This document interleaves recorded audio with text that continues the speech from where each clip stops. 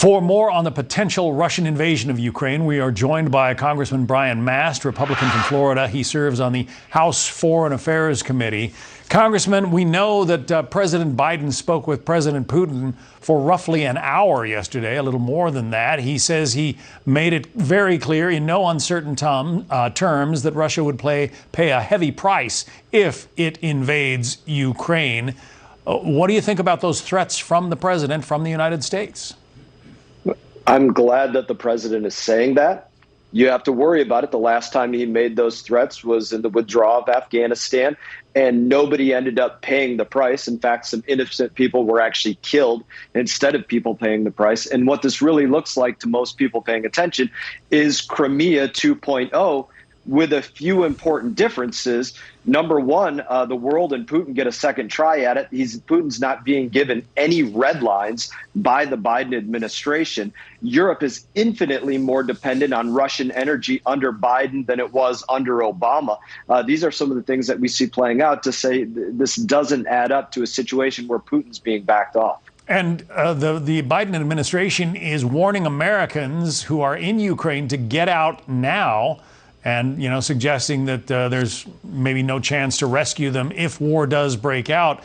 It almost seems like they don't want to get caught in another situation like they had in Afghanistan, where they didn't seem to know how many Americans were there, and they certainly weren't anticipating the Taliban overrunning the country. Well, we should pray to God that they do not want Americans in Ukraine to get caught in the same kind of situation that Americans in Afghanistan were placed in. That is the worst possible scenario that we've seen play out. But we need to ask a question, I think, when it comes to Ukraine, and it would be this. Is there a point that we would get involved in this at all, whether it's invading the Ukraine and moving more towards other borders, whether it's taking over the capital? What is the point that the U.S. would get involved in? If there is a point, then there needs to be an involvement right away. If there's no point that we would get involved, then the administration, in my opinion, needs to stay out of it. But they need to be clear on what that is. If there is a red line where we would go in there, they need to let the world know what that is. Well, the Ukrainian President Zelensky seems to be saying that Americans are ratcheting up the fear factor in his country, and that he doesn't seem to believe an invasion really is imminent. Yeah, well, the Americans that are speaking to him are going off of credible intelligence that are coming from our intelligence agencies. Whether he chooses to believe what's coming out of our intelligence agencies is his choice. Now, we obviously know that Putin has right up until this moment, 10 hours from now, 10 days from now, to decide that he's not going to go into the Ukraine like what happened with Crimea years before. But if he chooses to, this is going to be really, you could probably paint it as about as simple as the United States of America, or rather about as effective as the United States of America running over Saddam Hussein during the Gulf War. That would be about the ease that Putin could run over the Ukraine. You suggested that, maybe the United States should either stay out of it or get involved at some level. What would it take for you to believe that the United States should get involved in this conflict if it comes? Well, here's the dominoes that I would like to see for involvement if that were to take place.